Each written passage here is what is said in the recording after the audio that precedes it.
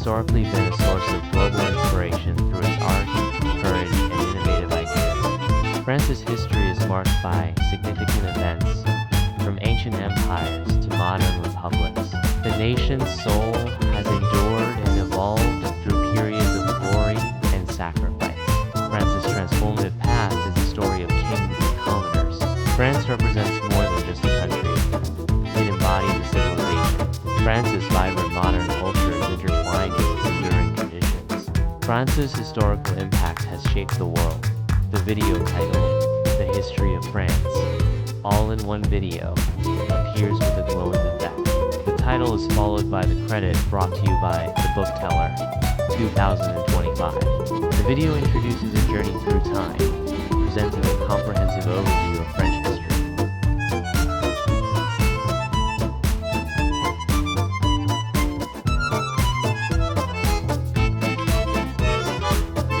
The story of France begins not with a nation, but with a land that would become the crossroads of European civilization. Before the Romans arrived, the territory we now call France was inhabited by Celtic tribes collectively known as the Gauls. These peoples had established sophisticated societies across the region, with Druids serving as priests, judges, and teachers, while skilled craftsmen produced intricate metalwork and pottery that would influence European art for centuries to come. The most significant early transformation came with Julius Caesar's conquest of Gaul between 58 and 50 BCE.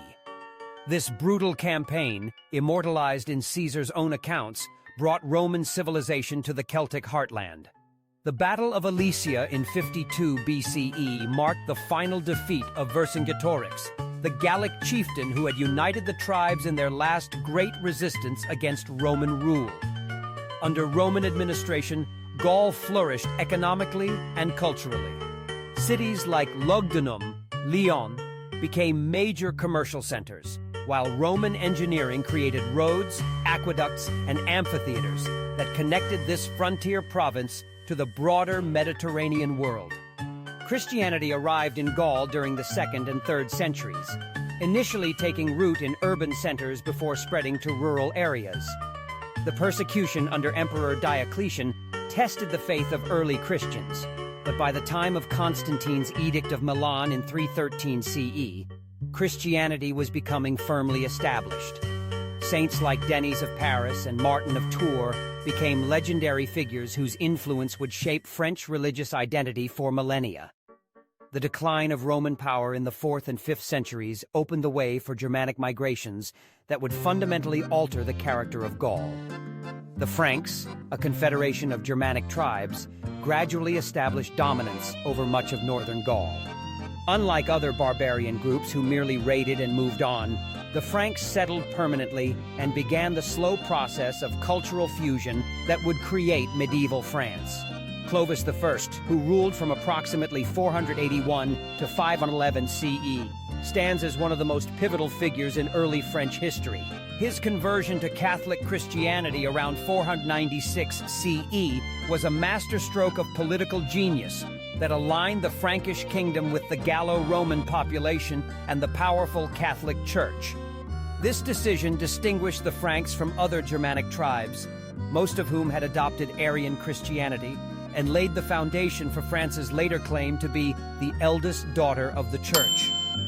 The Merovingian dynasty established by Clovis presided over a kingdom that was constantly divided and reunited among royal heirs.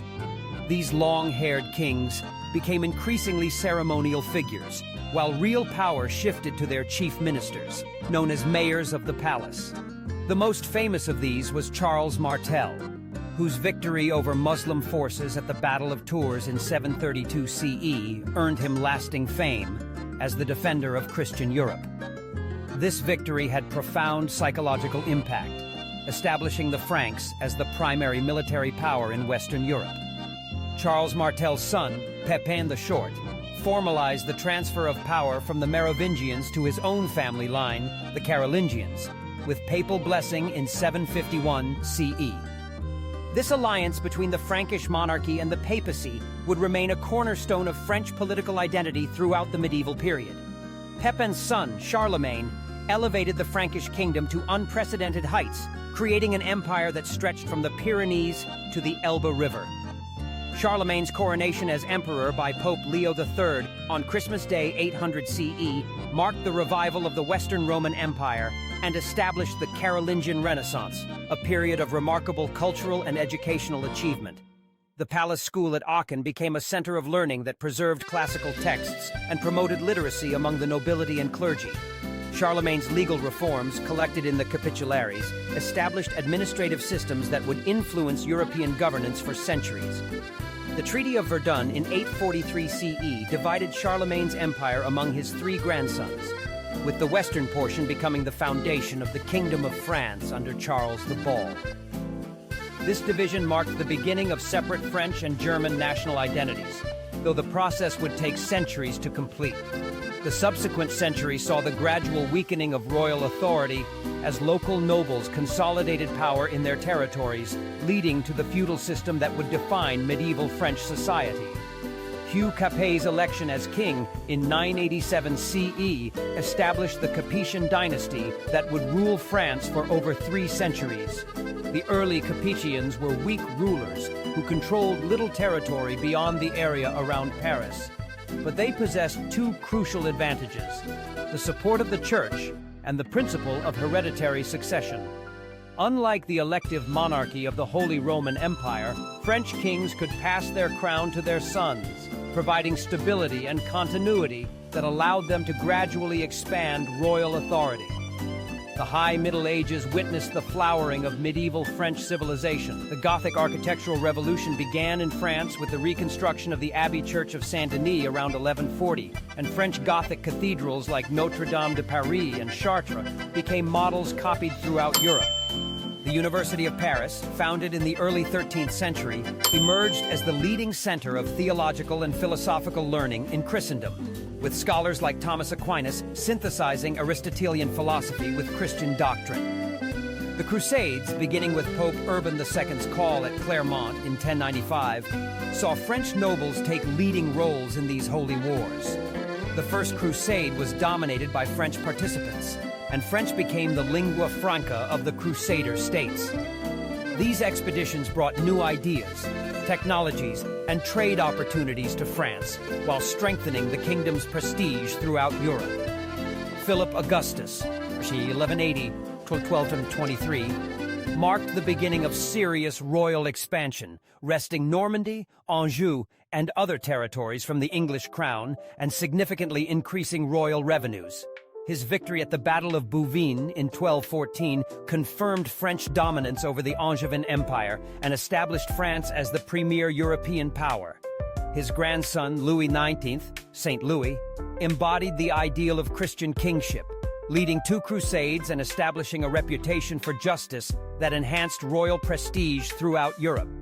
The later 13th and early 14th centuries saw continued expansion of royal authority under Philip the Fair, who successfully challenged papal supremacy during his conflict with Pope Boniface VIII. The establishment of the Estates General in 1302 created a new forum for royal consultation with representatives of the nobility, clergy, and towns, though it never gained the power of similar institutions in England. The Hundred Years' War, 1337 to 1453, began as a dynastic dispute over the French succession, but evolved into a struggle for national survival. The early phases saw devastating French defeats at Crécy, 1346, and Poitiers, 1356, where English longbowmen proved superior to French heavy cavalry. The capture of King John II at Poitiers led to political chaos and social upheaval, including the Jacquerie peasant revolt of 1358 and Étienne Marcel's merchant revolution in Paris. The war's most dramatic phase came with Henry V's invasion in 1415, culminating in the catastrophic French defeat at Agincourt. The Treaty of Troyes in 1420 recognized Henry V as heir to the French throne, seemingly ending French independence. The tide turned with the appearance of Joan of Arc in 1429, whose military victories and inspirational leadership revived French morale and enabled the coronation of Charles VII at Reims. Though Joan was captured and executed by the English in 1431, her martyrdom became a powerful symbol of French resistance. The final phases of the war saw the gradual French recovery under Charles VII and Louis XI. Military reforms created the first permanent royal army in Europe, while administrative improvements strengthened royal finances. The expulsion of the English from all French territory except Calais by 1453 marked the effective end of the war and the beginning of France's emergence as a unified nation-state. By 1500, France had emerged from the medieval period as Europe's largest and most populous kingdom, with a strengthened monarchy, a distinctive national identity, and the institutional foundations that would support its rise to continental dominance in the centuries to come.